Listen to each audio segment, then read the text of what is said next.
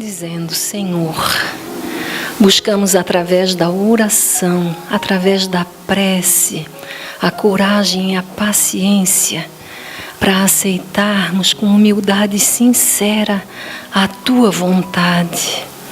Auxilia-nos, Senhor, a passarmos pelos caminhos das provas sem revolta.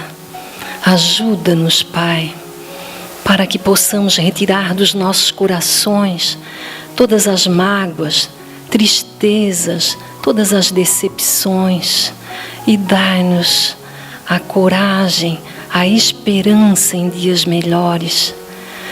Pai amado, apesar das nossas imperfeições, de estarmos ainda tão atrasados na estrada da redenção, nós queremos vibrar com os bons espíritos nos ideais sublimes da fraternidade.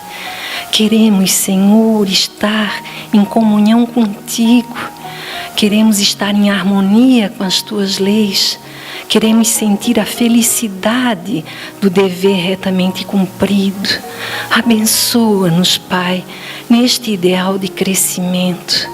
E derrama sobre todos nós, encarnados e desencarnados, a Tua paz, porque todos somos necessitados do Teu perdão, do Teu amor e da Tua misericórdia.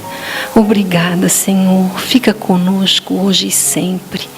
Que assim seja.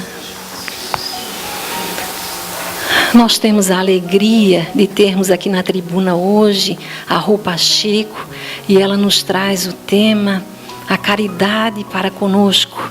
Que Jesus te abençoe. Muito boa noite a todos.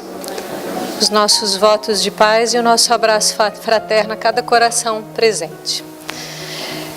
Geralmente, quando falamos da caridade, num primeiro momento, nós vamos nos reportar a essa ação, inicialmente como uma ação externa e conjuntamente como uma ação benemerente, ou seja, num primeiro ensaio, a caridade é dar de algo, né? Eu vou dar de alguma coisa.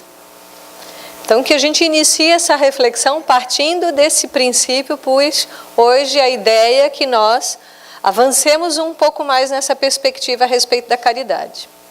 E nós recorremos a uma estrofe muito curta de um espírito que chama Maria Luz, que dita ao Chico a seguinte nota: toda conquista na Terra, no campo da evolução, pede altura à inteligência igual do coração. Toda conquista na Terra, essa é uma trova que fala de nós, né? Que nós somos criaturas que vivemos, às vezes, com as nossas conquistas.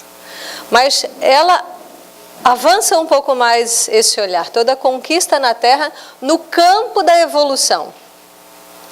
Ela não está falando só de uma conquista puramente material e intelectual, mas conquistas que vai fazendo com que cada um de nós avance no seu processo evolutivo. Então, para que isso ocorra, é preciso haver uma equação. A altura, a inteligência, igual a do coração.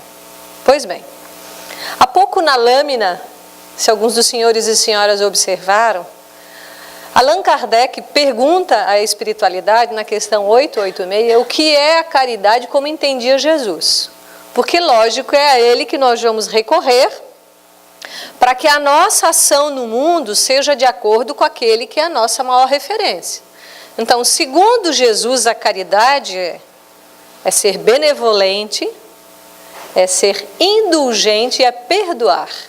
Aí eu pergunto, quem de nós consegue colocar isso verdadeiramente em prática? Quem de nós consegue colocar isso verdadeiramente em prática? Ser benevolente, ser indulgente e ser uma criatura compassiva ao ponto de perdoar sempre, 70 vezes 7, como diria Jesus. E por que nós temos dificuldade da aplicabilidade dessa caridade em relação ao outro e no processo das relações? É muito simples a resposta. porque nós não somos caridosos primeiro para com a pessoa mais importante das nossas vidas, que eu mesmo. Então, a expressão ser caridoso em relação ao outrem, na forma mais rasa, é eu dar de algo. E geralmente a gente dá do que sobra. Começa aí o nosso exercício. Mas a gente vai lá no guarda-roupa, né? Nós vamos no guarda-roupa. Selecionamos tudo aquilo que nós já não usamos mais. Selecionamos os calçados que nós não usamos mais. Damos uma cesta básica eventualmente, compramos 1 quilo de alimento que não faz falta no nosso bolso, certo? É assim que começa. Mas essa é uma expressão da caridade, mas muito pálida, não que ela não seja importante, certo? Mas nós então recorremos para que possamos compreender um pouco mais como se dá essa caridade para conosco, que é algo que muda a nossa forma de viver e existir. No livro Vinha de Luz, que é esse mesmo livro que a nossa colega leu, há um item 116, aonde Emmanuel e toda essa estrutura dessas pequenas obras, que chama sequência, né, a série do Pão Nosso, aonde Emmanuel ele elenca pequenos versículos do Novo Testamento e ele discorre uma observação. São livros maravilhosos para o nosso autoestudo. Então, nesse item 116, Paulo de Tarso, ele endereça uma carta aos Filipenses, aonde aí ele vai dar uma dica muito importante para os filipenses e para nós. Quem sabe nós não fomos uma daquelas pessoas também naquela época. Quem sabe nós não estejamos aqui hoje de novo, refletindo sobre o mesmo tema, porque quantas vezes nós somos ainda criaturas recorrentes, parece que os erros nos perseguem. Então Paulo diz assim aos Filipenses, e peço isso, então ele está fazendo um pedido a essa comunidade, vamos supor que ele está fazendo esse pedido a nós, e eu te peço isto então, que a vossa caridade abunde mais em ciência e em todo o conhecimento. Já muda totalmente a perspectiva da caridade que nós temos visto até então. Então ele pede que a nossa caridade abunde em ciência, mas não a ciência como algo, porque a ciência não é alguma coisa. A palavra ciência significa saber sobre algo, descortinar um saber. Mas ele fala não só de um saber, mas de um conhecimento. Tornar conhecido algo significa ter uma certa intimidade, é ter refletido sobre algo muitas vezes para que aquilo me seja algo conhecido e profundo, certo? Então ele vai dizer que a caridade, Emmanuel vai ressaltar, que há um espírito divino em todos nós. Porque vejam só, se nós somos oriundos do Criador, nós somos filhos de Deus, essa relação que nós temos então com o Criador de filhos, nos coloca numa situação de nós somos irmãos, tudo bem? Então eu sou irmão de todos? Sim. O filho também é um irmão? É. O amigo é um irmão? É. O político que governa o nosso país é um irmão? É. Muitas vezes a gente não gosta muito de observar essa parentela, mas nós somos todos irmãos. Há uma igualdade interna entre todos os filhos de Deus. Isso dá uma calma. E aí nós vamos entendendo o porquê de ser benevolente, o porquê de ser indulgente, o porquê de perdoar. Então Paulo nos convida a iniciar um processo. Quantos viventes, ou melhor, quantos existentes na Terra têm conhecimento de que são filhos de Deus? Que tem isso claramente na sua vida, que assumem essa parentela divina. Isso já muda muita coisa, já muda as relações. Muda ou não muda? Já muda uma relação. Então ele nos convida aqui a conhecer, ele diz, nós precisamos, a primeira ação de caridade de mim para comigo mesmo é sair da ignorância. Mas ele não fala de uma ignorância do ponto de vista intelectual só. Lógico que nós vamos trilhar muitos bancos escolares e acadêmicos, e de pós-graduação, e dos mestrados, e doutorados, e pós-doutorados, etc. Nós vamos seguir aprendendo. Mas ele fala, quando se fala de sabedoria, fala de um saber mais elevado, além daquilo que nós estamos habituados. Por quê? Reiterando mais uma vez, se eu sou filho de Deus, eu me identifico nesse momento que eu sou um ser mais material ou mais espiritual? Se eu sou filho de Deus, eu me identifico mais como eu sendo uma criatura material ou espiritual? Espiritual? Muito bem. Então nós já vamos responder a uma questão muito importante das nossas vidas. Quem eu sou? Eu sou um... Alguém tem alguma dúvida? Eu sou um espírito. Essa é uma base, é um fundamento básico dentro do processo pedagógico do espiritismo. Eu passo a saber quem eu sou. Eu sou um espírito. Se eu sou um espírito, isso muda a minha forma de viver ou não muda? Muda. Isso forma novos caracteres, que é todo o processo de educação pela qual todos nós estamos imputados. Ninguém vai fugir ao processo da educação. E, portanto, isso vai definir realmente essa expressão de caridade. Porque se eu respondo a pergunta, quem eu sou, eu vou fazer, consequentemente, outras perguntas. Se eu sou um espírito, e um espírito imortal, isso significa que eu já existi, eu já tive relações, eu já tive em outros lugares, eu já assumi outras personalidades. Vou fazer uma pergunta, alguém está aqui de primeira vez na casa espírita? Primeira vez? Então, esses são princípios da doutrina espírita. Eu espírito, eu sou um espírito imortal, nós acolhemos a reencarnação, ou seja, nós já vivemos. Se nós já vivemos, isso significa que nós já criamos alguns comprometimentos em outras vidas? Uma lei física não é ação e reação, e na visão moderna da física quântica, uma ação pode ter infinitas reações. E onde nós vamos encontrar isso na fala de Jesus? Quando ele diz que o amor cobre a multidão de pecados, e quando ele diz que a cada um segundo as suas, ele fala no plural, ele fala as suas obras. Então, quando eu tenho uma ação, eu vou colher exatamente o que eu plantei, ou se eu mudar a minha trajetória, a minha forma de pensar e agir, eu posso ter um resultado diferente? Posso ou não posso?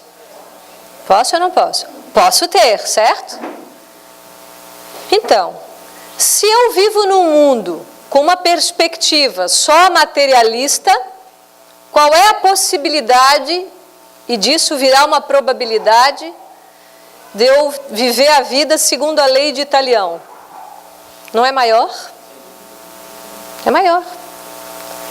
Então, se eu vivo uma vida com um olhar só materialista, de que a vida se resume nesse lapso de tempo tão curto entre o berço e o túmulo, se eu vivo a vida materialista, observando os meus processos de doenças como simples processos de doenças físicas e materiais, eu vou sofrer mais ou menos? Muito mais. Se eu vivo a minha vida na perspectiva materialista, eventualmente passando por reveses financeiros, eu vou viver isso reclamando ou agradecendo? Reclamando. Se eu vivo a vida no viés materialista, quando eu sou traído ou quando eu traio, isso vai gerar mais sofrimento ou menos? mais, porque eu não tenho as compreensões necessárias que me farão lidar com esses desafios da vida de uma forma mais ajustada. Então, a caridade para consigo é eu iniciar um estudo profundo, porque ao saber quem sou, ao saber que tudo o que é orquestrado pela grande criação e tudo o que parte do Criador é ordenado por leis perfeitas, então todos nós não nascemos no endereço errado. Nós temos os pais que nós precisamos ter. Nós temos o companheiro, a companheira, os irmãos que nós escolhemos pelas nossas necessidades. Então isso muda completamente a forma de viver. E aí realmente eu entendo que a caridade é algo muito maior do que dar coisas. Mas eu compreendo que a caridade, mais do que dar coisas, é dar de si mesmo. Porque esse ser que vai descortinando a vida na sua amplitude, e não mais a existência, eu na personalidade, a vida na sua totalidade, eu como um ser que já existi muitas vezes, eu como alguém que vem peregrinando vidas e vidas sucessivas, e não indo muito longe e já voltando para essa atual, quando nós olhamos para essa vida, aonde nós nos deparamos diariamente com desafios, e eu pergunto, quem aqui hoje não tem um desafio na sua existência? Muito prazer. Todos nós o temos, certo? Ninguém levantou a mão. Porque sem exceção, todos nós temos desafios. Mas a forma pela qual muda a minha experiência dentro do desafio é eu estar munido desse conhecimento. Isso faz toda a diferença.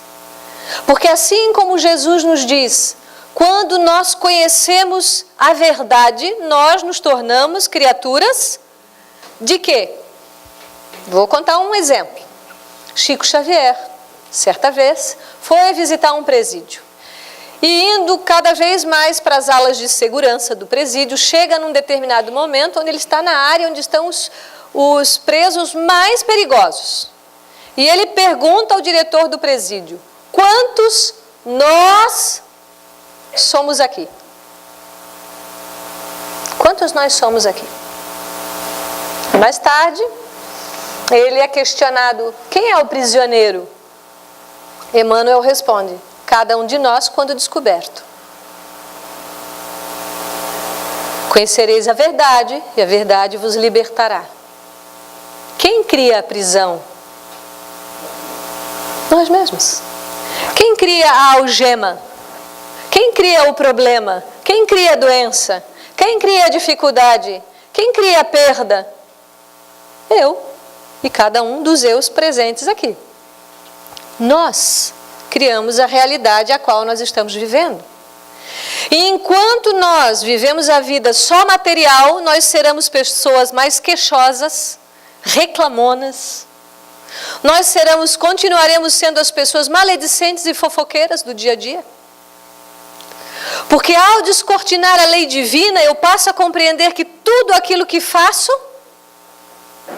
volta para mim. E portanto, se eu melhoro essa minha condição íntima, logicamente que eu vou distribuir boas sementes e portanto a minha colheita será muito melhor. Mas preciso estudar. Olha que coisa boa. Quantos de nós já tiram um tempo diário para ler algo que vai somar com o seu processo de conhecimento? Quantos de nós passamos horas rápidas, fugidias, num WhatsApp? 1 hora passa rápido, passa ou não passa? 1 hora. No Instagram, no Facebook, ou qualquer rede social, ou qualquer outra coisa. Ou às vezes vendo um programa de televisão que não soma nada. Nada. Mas, no entanto, há milhares de anos já está disponível para nós saberes e orientações que podem mudar totalmente a nossa forma de viver. Isso não é uma grande caridade para consigo? Me tirar dessa ignorância, me tirar dessa queixa, me tirar dessa reclamação, achando que eu sou azarado, que o outro é o culpado, que o culpado é a mãe, que o culpado é o pai, é o vizinho, é a política. Porque se eu ainda alimento, em qualquer rede social, de qualquer forma, esse comportamento, eu preciso estudar um pouco mais. Quem eu sou? Que escolhas eu tenho feito? O que está entrando pelos meus sentidos dentro desse processo de educação pela cognição? E isso está me tornando um ser mais livre para expressar essa verdadeira caridade. Porque daí eu compreendo Jesus, quando ele, antes de falar sobre a parábola do bom samaritano, porque ali ele vai trazer uma grande lição ao doutor da lei, antes disso ele está num diálogo que é anotado em Mateus. E nesse diálogo, dentro do templo, Jesus fala: quando estiverdes atendendo um daqueles pequeninos, estarás atendendo a mim. Jesus fala assim: se você estiver dando de comer a um faminto, você está dando de comer a mim. Isso é a mais moderna teoria da física quântica. Jesus falou isso há 2000 anos atrás. Se você vestir um desnudo, você estará me cobrindo. Se você estiver amparando alguém desamparado, você estará amparando a mim. O que Jesus está dizendo é isso?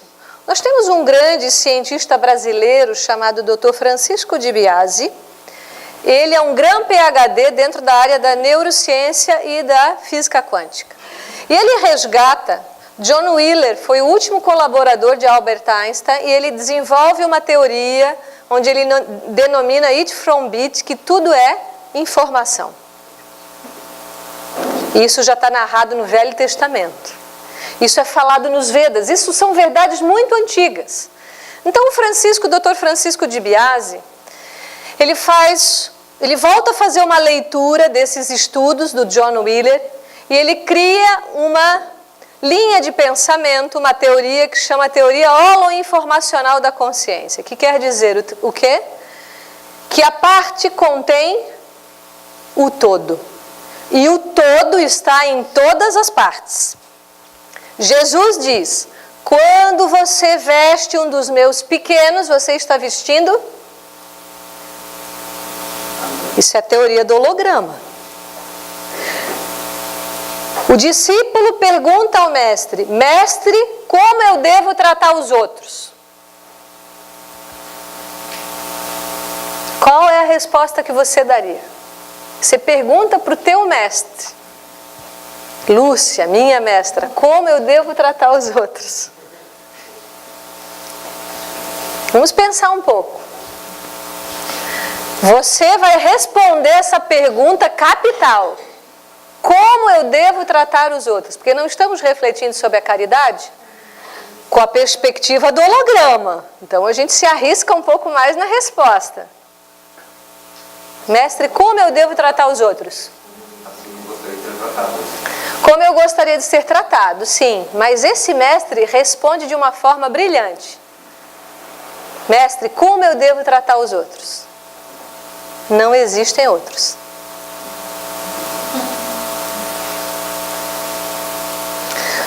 Porque tudo que faço, o primeiro a refletir isso, o primeiro a receber o reflexo sou eu.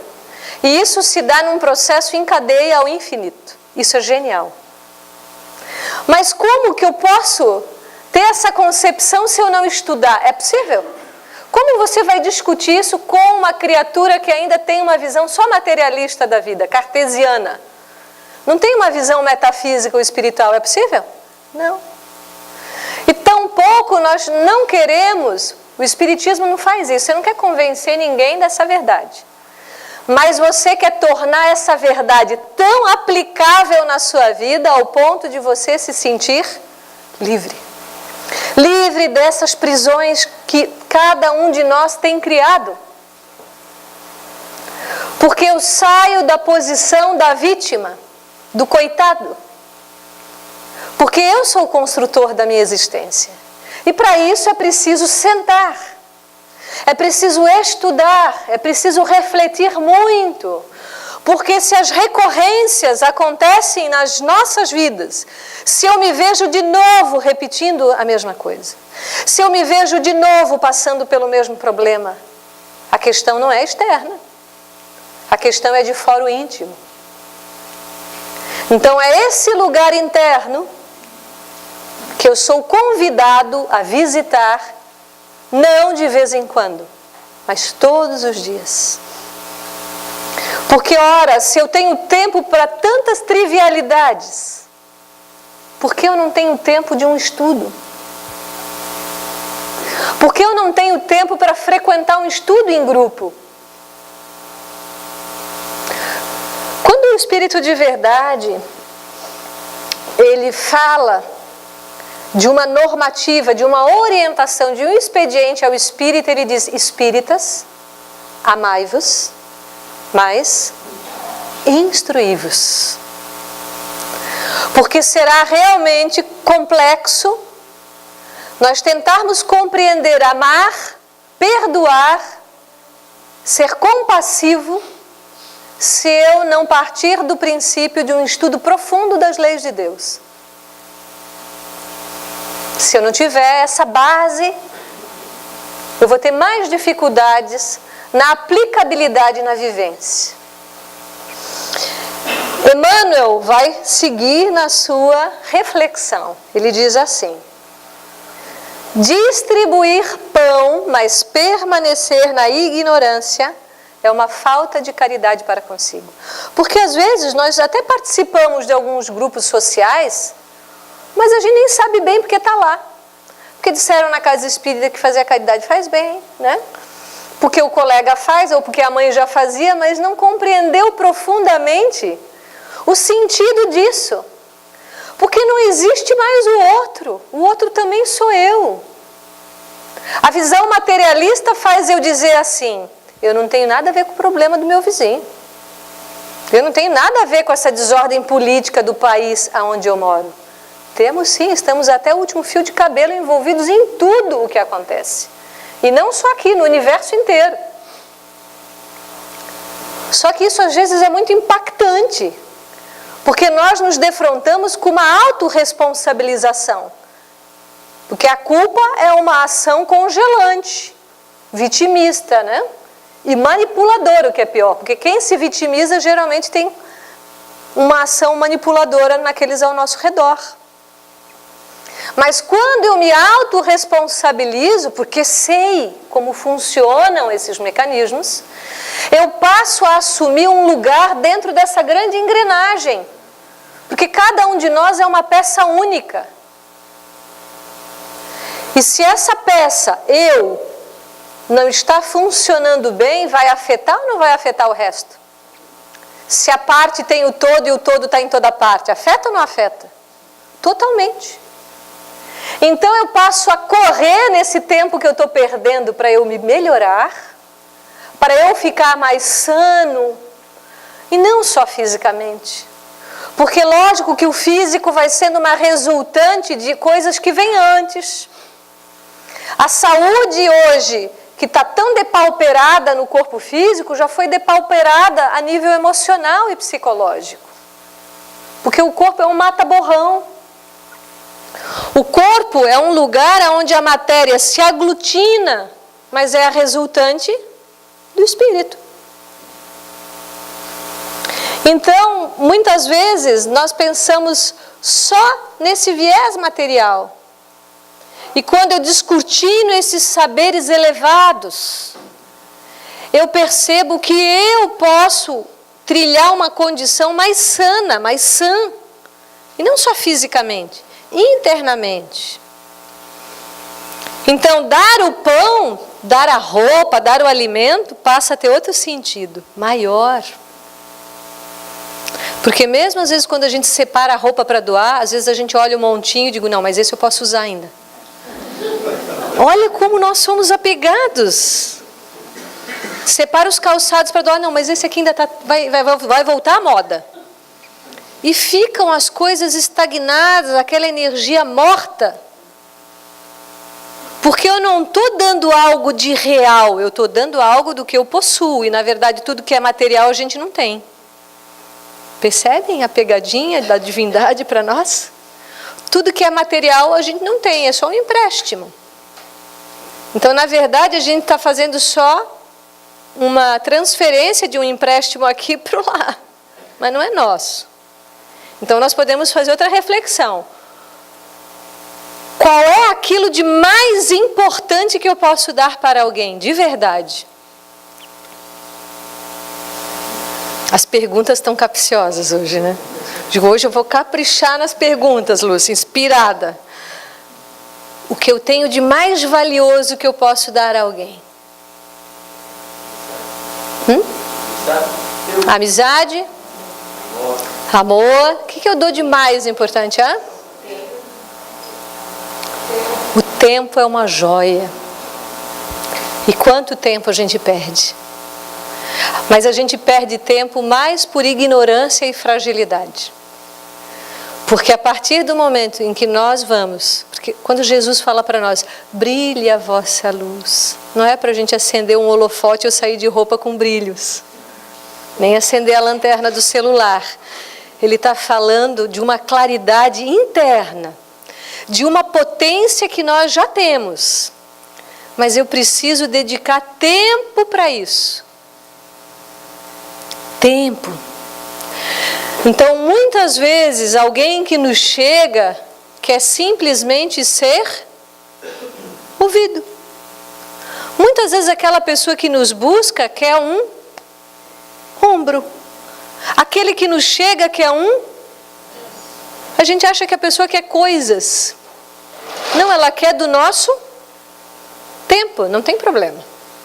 Ela quer da nossa atenção. E veja, quem consegue dar do seu tempo? Alguém que já está mais maduro. Alguém que já consegue ter um coração mais amadurecido. Pelos processos elevados do saber e pelos exercícios da vida também. Porque essa coisa de ter a ideia romântica de que agora que eu sei não vou ter mais problemas e desafios, é bem o contrário. Eu particularmente sempre falo que grandes almas têm grandes cicatrizes. Que um anjo é capaz de sair da sua condição elevada e vir na terra e se disfarçar de um mendigo. Agora, alguém que não tem essa condição íntima não consegue ser um anjo, percebe? Porque esse já galgou alguns degraus que incluem saberes elevados. Que Deus é justo, que Deus é bom, que cada um de nós pode, a partir de hoje, exercitar mais esse nível profundo de caridade, de dedicar diariamente um tempo ao seu estudo. Há um estudo em relação aos livros, mas há um estudo de si mesmo. Perceber, comece a fazer gráficos. Quantas vezes por dia eu sou capaz de fazer atos de amor por mim mesmo? Será que a gente consegue mensurar isso? Será que eu faço coisas boas? Porque quem se ama se cuida. Quem se ama presta atenção nos seus hábitos. Quem se ama vai cuidar de si. E se eu tenho já em mim esse cômputo, esse crédito interno, eu serei capaz, eu terei mais para dar. Porque nós vamos dar daquilo que nós já construímos internamente. Muda ou não muda a perspectiva da caridade agora? Muda muito. Muito, porque daí todo o resto do que faço passa a ter um sentido. E Emmanuel, ele vai falar de uma equação. Muitos apenas dão, outros apenas sabem. Então ele está falando de uma polaridade. Umas pessoas só dão até para ficar livre, né? Dão coisas tipo, pega isso aqui, passa na rua, nem olha para o pedinte, mas dá. E muitos, ele fala, apenas sabem. Então são dois extremos. Uns dão e o outro é só um intelecto. E ele fala que isso vai gerar uma incompletude, é como se a gente estivesse vendo dois arcos separados, e isso muitas vezes pode gerar em nós uma certa presunção. Ou muitas vezes porque a gente dá muitas coisas e se acha muito bom porque está dando as coisas, já se acha quase um santo, porque já está dando roupas todo ano, 2 vezes por ano. Já está quase um santo ou quase um Chico Xavier porque traz uma cesta básica. Isso é muito importante para a nossa casa, certo? Continuem trazendo essas coisas. O nosso núcleo, que fica no Conde Vila Verde, que é o NES, que é uma extensão da Casa de Jesus, são assistidas mais de 100 famílias lá. Mas uma grande diferença entre esse trabalho espírita de assistência e promoção, o que é uma promoção? O que significa a palavra? Promoção é uma ação que promove, que eleva. Então, eu sempre estou por lá, né, Eliane, falando também com as nossas meninas lá assistidas do bairro. Por quê? Há uma diferença entre aquele grupo que mora lá e nós? Se eu acho que tem uma diferença, eu não estou sendo caridoso. Mas não estou sendo caridoso porque não entendi ainda como esses mecanismos funcionam. Porque se hoje eu estou numa condição social e econômica favorável, quem me garante que na próxima existência eu vou nascer assim de novo? Então a gente precisa tomar cuidado. Certo? Então, o Espiritismo vai fazendo com que eu preciso descortinar em todas as consciências, especialmente na minha própria, quem eu sou. Eu não sou aquela pessoa somente destituída e desprovida de um valor monetário, que estou lá no bairro pobre. Eu sou um espírito imortal, que estou ali por uma razão. E eu continuo ali muitas vezes porque eu quero, mas muitas vezes porque preciso também. Depende da aplicabilidade da lei divina. Mas o fato de eu observar um grupo numa condição social de risco não significa que eu cruzo o braço e penso assim, não tem nada a ver com isso. Temos sim. Porque é muito interessante, eu observo, gosto de fazer essa análise, não no sentido da crítica, mas para perceber se eu não estou fazendo a mesma coisa. Porque nós vemos em muitos grupos as pessoas fazendo críticas nos grupos, mas não se envolvendo em nada para mudar essa realidade. Não se envolvendo. Então a doutrina oferece o quê? Ela não oferece só o pão, ela oferece luz. Ela oferece um conhecimento. Ela vai dizer para todos nós, olha, se você não está bem hoje, você pode ficar bem. Se você está com uma doença hoje, calma. Observa por que você está doente. Isso não veio de graça, isso não é um castigo. Se você está com depressão, o que levou você para essa condição? Você vai ter todo o acolhimento na casa, sempre. Mas o que eu posso fazer para melhorar? Autoestudo. Participar de outros trabalhos. Porque quando o foco está todo para mim, e se a caridade e a humildade são o oposto do egoísmo e do orgulho, quando eu me imunizo disso, eu começo a me envolver e a olhar para o lado. E quando eu olho para o lado e quando eu começo a trabalhar em prol desse todo que sou eu também, muitas doenças são curadas. Porque se nós buscamos ainda a cura só material, que é divina também, mas nós estamos buscando a cura só num nível. E segue Emmanuel aqui numa alusão brilhante, onde ele vai falar dessas equações. Ele vai falar assim, bondade e conhecimento. Bondade e conhecimento. Ele está falando de equações. Porque quanto mais eu conheço as leis, muito melhor eu serei. E São Vicente de Paulo, na Revista Espírita de 1858, no mês de agosto, quando ele fala da caridade, ele fala assim, que aquele que já expressa a bondade, já está mostrando uma certa maturidade espiritual. Mas só vai expressar isso porque sabe. Segue Emmanuel. Pão e luz. Eu dou o pão, mas eu levo uma luz, eu trago um esclarecimento, eu trago uma nota.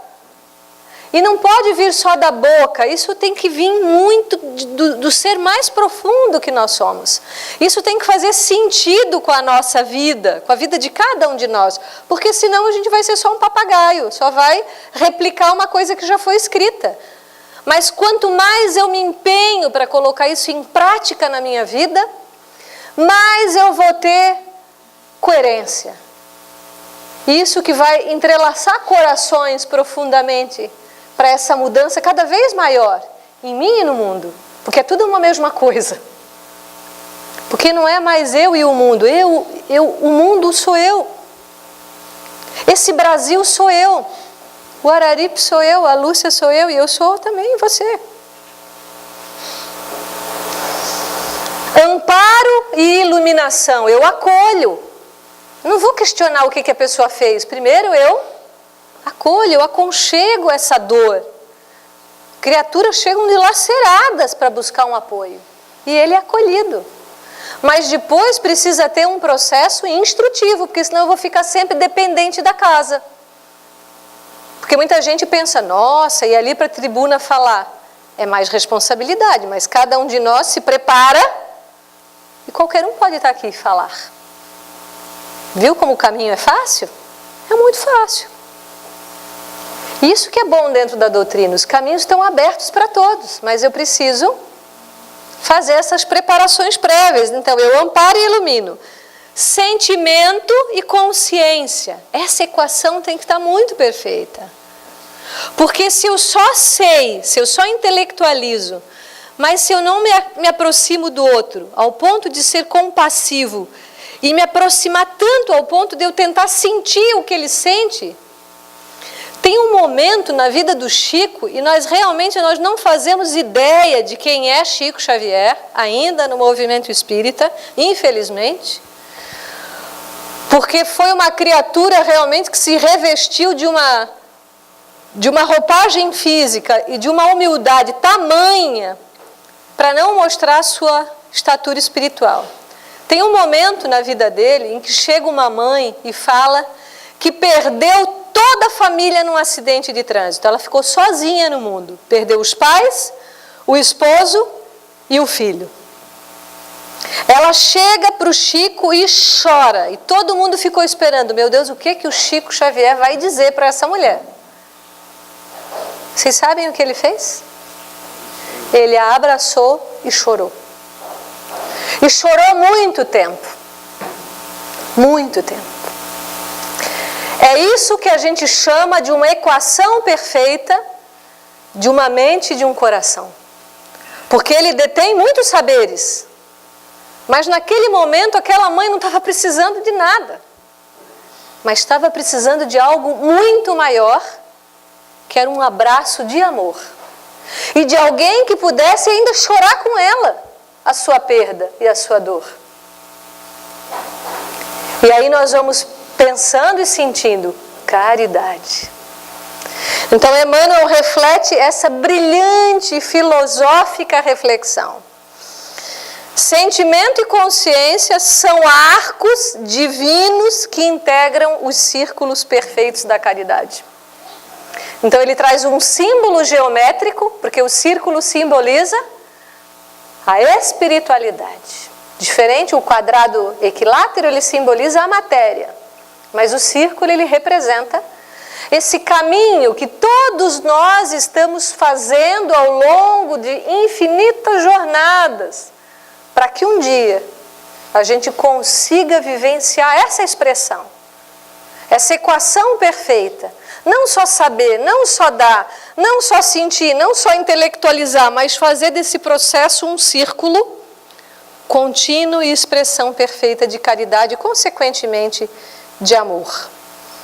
Então, no processo dessa caridade, nós vamos transitando sempre em papéis, porque ora eu ensino, ora eu aprendo. Eu não estou em lugar fixo nenhum. Não sou privilegiado, porque eu não penso, porque já adentrei um pouco esse caminho dos saberes, que eu não serei testado. Seremos muitas vezes. Mas munido dessa elevação, e eu digo de uma elevação que é isso aqui, certo? A gente não vê isso. Mas esse pouquinho que cada um de nós consegue, já nos vai fazer passar pela vida, por essa existência, de uma forma mais digna. Aí nós vamos compreender outras coisas. Uma desencarnação, um revés, às vezes uma doença que vem avassaladora. Então o coração se tranquiliza porque nós sabemos. Não só intelectualizamos, e também porque sentimos isso já profundamente. E para que nós então possamos finalizar essa reflexão, nós trouxemos uma poesia do Chico, que é Oração em Serviço, que fala desse caminho da caridade. E a poesia fala assim: Deus da eterna bondade, ensina-me a viver, a doar do que eu tenha, sem contar o que eu faça, a trabalhar servindo sem exigir repouso, a compreender os outros sem ferir a ninguém, e nunca desertar dos deveres que assumo, e a entender que aquilo que nos dás é o que julgas melhor. Que Deus nos ampare a todos. Agradeço imensamente sempre o convite da casa e a atenção e a paciência de todos. E que nós possamos priorizar em nossas vidas essa ação caridosa para conosco mesmo. Muito grata pela atenção.